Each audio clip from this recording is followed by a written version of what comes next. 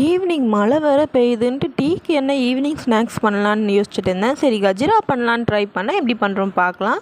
Mixie ஜாரில் ஒரு cup அளவு சுகர் போட்டுக்கோங்க. 2 ஏலக்காய் போட்டு இந்த அளவுக்கு நல்லா நைஸாக பவுடர் அரைச்சி வச்சுக்கோங்க. அப்படியே ஒரு பவுலுக்கு மாற்றிடுங்க.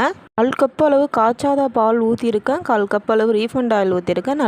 நல்லா கலக்கி விட்டுக்கோங்க கட்டி இல்லாத அளவுக்கு. 1 கப் மைதா போட்டுக்கோங்க. 1 ஸ்பூன் அளவு அரிசி மாவு சேர்த்துருக்கேன். கொஞ்சமாக ஒரு பிஞ்ச் அளவு உப்பு சேர்த்துக்கோங்க.